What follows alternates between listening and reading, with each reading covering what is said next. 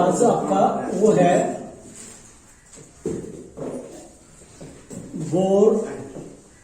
Bohr's model of atom, Bohr's model of hydrogen atom, Bohr model of hydrogen atom. या बेटा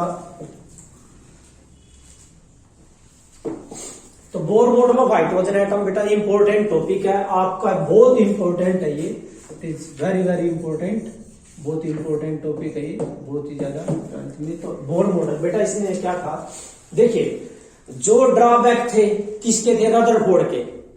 पहला क्या था कि भाई उन्हें ये तो बता दिया था न्यूक्लियस हो है, लेकिन ये नहीं बता पाता इलेक्ट्रॉन क्यों चल रहे हैं, भाई इलेक्ट्रॉन क्यों नहीं पड़े। बेटा देखिए ये न्यूक्लियस, यहां एटम का सारा पॉजिटिव चार्ज कंसंट्रेट था और ये इलेक्ट्रॉन क्या कर रहे थे, रिवोल्ट्स कर रहे थे। ठीक है बेटा, और ये ऑर्बिट है, इस ऑर्बिट की रेडियस आर। तो जो बोर रदरफोर्ड था वो फेल हो गया था बताने के लिए बेटा, क्योंकि इलेक्ट्रॉन रियो पॉजिटिव चार्ज, क्योंकि फोर्स ऑफ अट्रैक्शन, तो इसमें क्यों नहीं पड़े हो, क्यों घूम रहा। तो बोर ने क्या करा था बेटा, इनके लिए बोर मॉडल ने, नील बोर ने अपनी थ्योरी दी, अपना अजम्पशन दी थी, अपने पोस्टुलेट्स दिए थे। तो इंपॉर्टेंट है, याद रखना बेटा, 3 पोस्टुलेट्स हैं, 3 इक्वेशन है। एक पोस्टुलेट एक इक्वेशन, दूसरा पोस्टुलेट दूसरी इक्वेशन, तीसरा पोस्टुलेट तीसरी इक्वेशन। पोस्टुलेट्स का मतलब क्या बेटा, अवधारणाएं, हाइपोथेसिस किसकी, बोर्स की, किसके बारे में, हाइड्रोजन एटम के बारे में। ठीक है, तो यहां पर क्या बेटा, इसकी जो है ना बोर मॉडल के लिए जो बोर थ्योरी है, तो यहां पर इसके 3 पोस्टुलेट्स हैं। कितने बेटा, 3 पोस्टुलेट्स, 3 पोस्टुलेट्स है, इंपॉर्टेंट है, बहुत इंपॉर्टेंट है। तो सबसे पहला जो है बेटा वो क्या है, मैंने बोला 3 पोस्टुलेट्स 3 इक्वेशन। पहला क्या है, इन्होंने क्या बोल दिया बेटा, इन्होंने जैसे क्या होता है जब आप प्रैक्टिकल देने जाते हो बेटा, तो आप प्रैक्टिकल एग्जामिनर बैठा, एक बच्चा मित्र गया, प्रैक्टिकल एग्जामिनर ने क्वेश्चन पूछ लिए, तो जब वो बाहर जावा तो दूसरे बच्चे क्या पूछते हैं उससे, भाई तेरे से क्या पूछा, यही करते हैं ना बच्चों ने तैयार करके जाना। तो ये था बेटा, जैसे कि रदरफोर्ड फेल हुआ तो उससे आप, वो तो पता ही बेटा क्या कमियां क्या थी, उन कमियों को दूर करना था। तो उन कमियों को दूर किया किसने, बोर ने। तो उन्होंने अपने अवधारणाएं दे दी।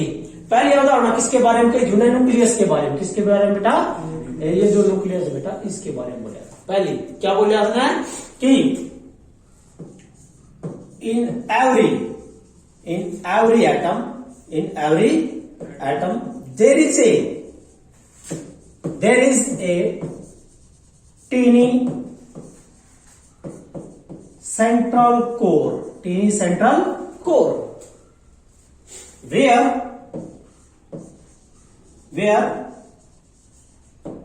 entire positive charge and whole of the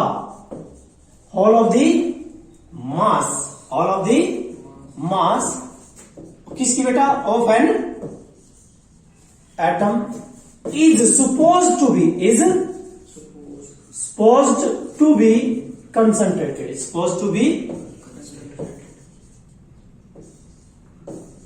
concentrated, बेटा देखिए ध्यान से देखिए बेटा, कंसंट्रेट क्या बोला, इज सपोज्ड माना एग्जैक्ट नहीं, is suppose to be concentrated which called, जिसको क्या नाम दिया बेटा, क्या नाम दिया था वो तो ये तो बात में लिखता है विच कॉल्ड न्यूक्लियस, भाई हर एक एटम के अंदर क्या होता है बेटा, एक टीनी सेंट्रल कोर होती है, जहां पर उस एटम का सारा का पॉजिटिव चार्ज और सारी मास कंसंट्रेट हो गया। क्योंकि जे फंक्शन क्या हुआ था सेंटर ऑफ मास का, वो किन्ना क्या दिया, रदरफोर्ड ने क्या दिया। यह बात तो रदरफोर्ड, न्यूक्लियस की खोज तो किन्ना करी थी बेटा, रदरफोर्ड ने करी थी, डिस्कवरी ऑफ न्यूक्लियस रदरफोर्ड आया था। तो उन्होंने बोला था भाई हर एक एटम के अंदर एक टीनी सेंट्रल कोर होती है, जहां पर सारा मास क्या होगा बेटा, सारा मास एटम का is supposed to be concentrated, that is the center of mass, and सारा पॉजिटिव चार्ज कंसंट्रेट होता है एटम का, एक सेंट्रल कोर होती है which is called न्यूक्लियस। और क्या बोले इसने, जहां रदरफोर्ड का वैक्यूम चल रहे तो इन्हें क्या कहा कि and electrons are revolving and electrons are revolving around the nucleus in a stationary orbit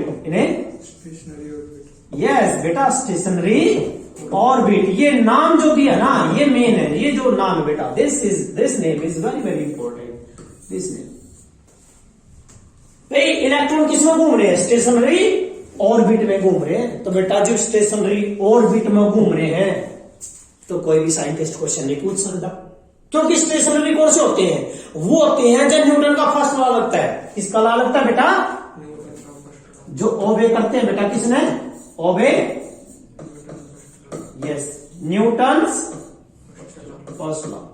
first ठीक है था कोई चीज चल रही है तो चलती रहेगी रुक रही है तो रुक रहेगी मतलब कि फ्रेम ऑफ इनर्शियल फ्रेम होता है बेटा जिनमें कोई चीज की जरूरत एनर्जी की जरूरत ही नहीं यो सवाल लगा दिया स्टेशनरी ऑर्बिट जिसमें चलने खातर किसकी जरूरत है एनर्जी की जरूरत नहीं है यू लगा का पंडा छूट गया कोई पूछने जोगा ही नहीं है कि भाई हाँ क्या क्या क्यों घूम रहे हैं क्या कारण है बेटा कि सारे के सारे इलेक्ट्रॉन्स हैं आप अपने किस में घूम रहे हैं स्टेशनरी ऑर्बिट में घूम रहे हैं कहता है क्यों घूम रहे हैं क्या बोले बेटा इसने ये कहता है किस लिए घूम रहे हैं बेटा क्या क्या बोलता है बेटा किस लिए घूम रहे हैं देखिए बेटा क्या कहता है किस लिए घूम रहे हैं कहता है कि भाई because the force of attraction क्या बेटा फोर्स ऑफ अट्रैक्शन किसके बीच में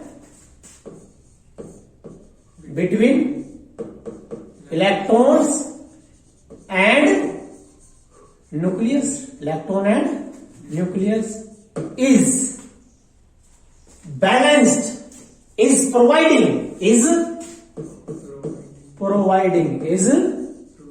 प्रोवाइडिंग जो फोर्स ऑफ अट्रैक्शन है ना वही प्रोवाइड करने लग रही जब कोई चीज घूम रही है गोल बेटा गोल किस वजह से घूमती है सेंट्रीपिटल फोर्स के कारण भाई सेंट्रीपिटल फोर्स के कारण वो चीज किस में घूमेगी बेटा गोल घूमेगी इट मीन कौन सी फोर्स ऑफ अट्रैक्शन वह क्या होगी बैलेंस होगी मीन उन्होंने क्या चीज बना दी क्या बनाया प्रोवाइडिंग दी क्या बेटा centripetal force providing the centripetal force it mean वे क्यों घूम रहे हो स्टेशनरी ऑर्बिट है चलन का एनर्जी चाहिए क्यों घूम रहे बेटा क्योंकि बेटा फोर्स ऑफ अट्रैक्शन किसका बैलेंस कर दी किसका बैलेंस है सेंट्रीपिटल फोर्स से तो बेटा यहां जो इस ऑर्बिट में ये वाला इस ऑर्बिट में रेडियस r है और ये Z इंटू ई यहां चार्ज है इलेक्ट्रॉन ये घूम रहे हैं तो बेटा कहता है क्या कारण होता है बेटा ना फोर्स ऑफ अट्रैक्शन क्या आएगी फोर्स ऑफ अट्रैक्शन क्या होती है इज इक्वल टू 1 बाय अरे भाई 1/4 पाई एप्सिलॉन नॉट Q1 कितना है Z into E into Q2 कितना है E by R square by ये क्योंकि माइनस क्यों नहीं लिया बेटा क्योंकि फोर्स कौन सी क्वांटिटी है वेक्टर और वेक्टर क्वांटिटी बिना वेक्टर के लिखे जाए क्या वो मैग्नीट्यूड और मैग्नीट्यूड हमेशा क्या होता है बेटा पॉजिटिव क्या होता है पॉजिटिव यह फोर्स ऑफ अट्रैक्शन होगी इस फोर्स ऑफ अट्रैक्शन ने क्या पैदा कर दी वहां सेंट्रीपिटल तो सेंट्रीपिटल फोर्स क्यों है सेंट्रीपिटल फोर्स क्या होती है बेटा mv² बाय r हो गया बेटा इसने इसको बढ़ाया तो बैलेंस होगी तो क्या बनेगा क्या बनेगा मेरे बेटा 1/4 पाई एप्सिलॉन नॉट ये क्या बनेगा ZE² बाय R² बराबर किसके mv² बाय R के तो मेरा बेटा इसको याद रखना है दैट इज इक्वेशन फर्स्ट ये इक्वेशन कौन सी आपकी फर्स्ट है इंपॉर्टेंट है पहला हाइपोथेसिस पहली इक्वेशन इफ दूसरा हाइपोथेसिस, दूसरी इक्वेशन, दूसरा हाइपोथेसिस बेटा दूसरी इक्वेशन। सेकंड पोस्टुलेट्स क्या डाला है इसने, इन्हें क्या कहा बेटा सेकंड में देखिए, ये कहता है कि जो इलेक्ट्रॉन्स इस ऑर्बिट में, कौन सा ऑर्बिट था ये, स्टेशनरी, इसमें घूम रहे थे बेटा इलेक्ट्रॉन्स स्टेशनरी ऑर्बिट में, तो यहां चार्ज कितना बेटा Z/E, ठीक है बेटा। नु कह रहे जो इलेक्ट्रॉन स्टेशनरी ऑर्बिट में घूम रहे हैं उनका एंगुलर मोमेंटम, बेटा कोई चीज सीधी चल रही तो कौन सा मोमेंटम होगा, लीनियर, P बराबर M गुणा V। लेकिन जो चीज किसमें चल रही, सर्कल में, तो उसका कौन सा होगा मोमेंटम, एंगुलर, कौन सा होगा एंगुलर। हालांकि उसमें दोनों हो गए, दोनों हो गए बेटा उसमें। कैसे, जैसे अब आप एक पत्थर या कंकर ऐसे घुमाओ, घूम रहा एंगुलर मोमेंटम, जब छोड़ोगे क्या वो घूमता रहेगा, क्या होता है, सीधा जाएगा। इसका मतलब है बेटा कि क्या बोले ना दूसरे में, किसका, रिवॉल्विंग इलेक्ट्रॉन का के एंगुलर मोमेंटम। देखिए बेटा, the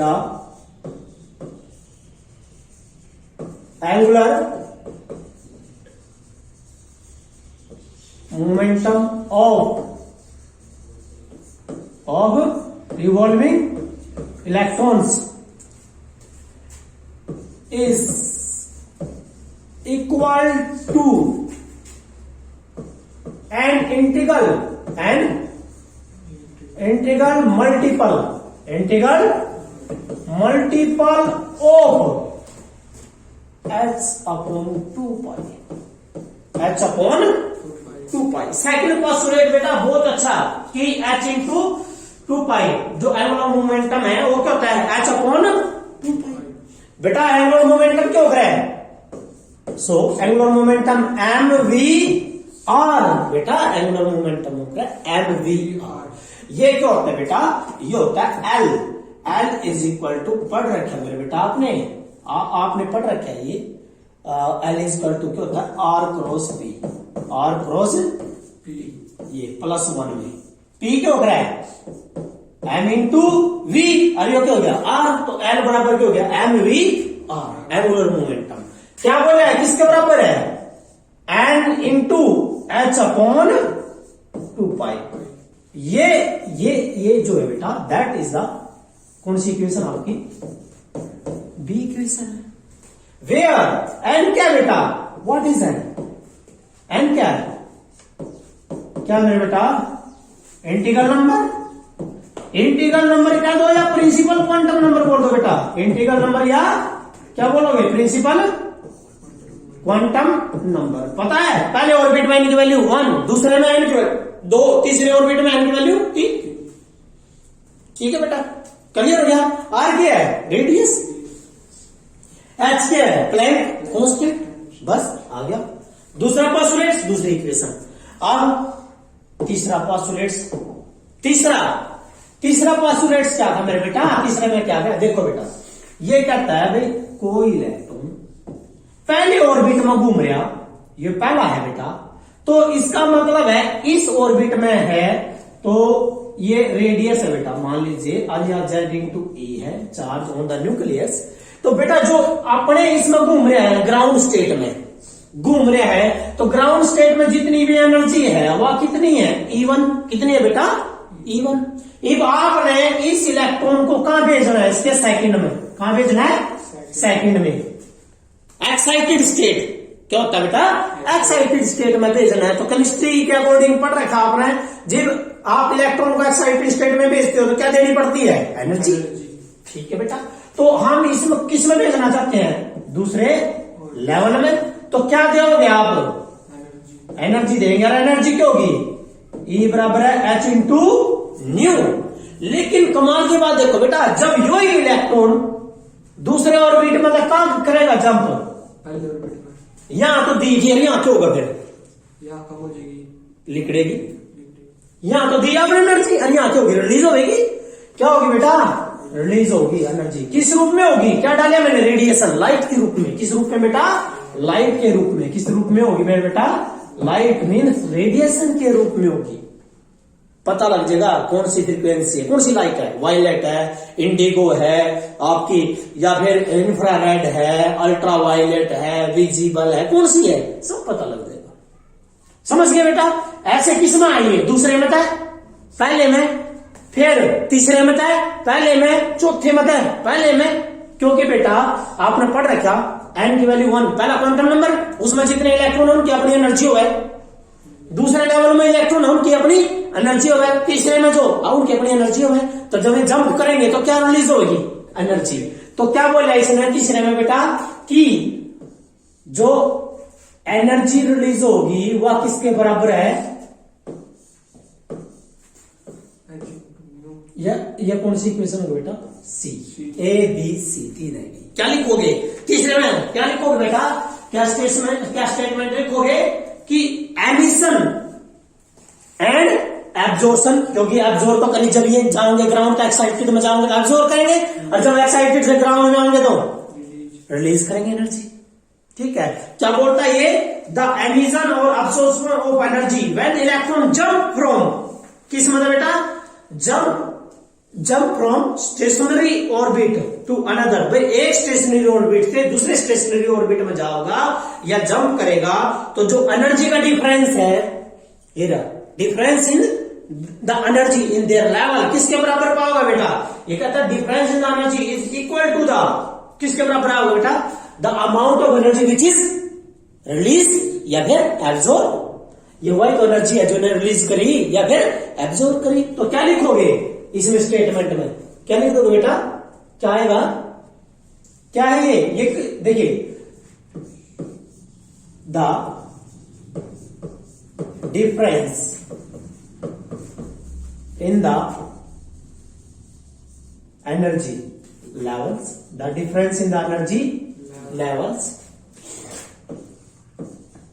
when electron goes from one stationary orbit, one stationary orbit to another, उनका जो डिफरेंस एनर्जी का किसके बराबर है?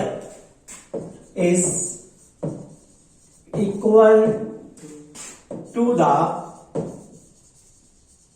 अमाउंट ऑफ एनर्जी रिलीज या फिर absorb, an amount of energy absorb और रिलीज्ड। क्योंकि एब्जॉर्ब तो तब होगी जब ये इनर से आउटर में जाओगे, इनर से आउटर में, अब जब आउटर से इनर में आओगे तो रिलीज होगी। 3%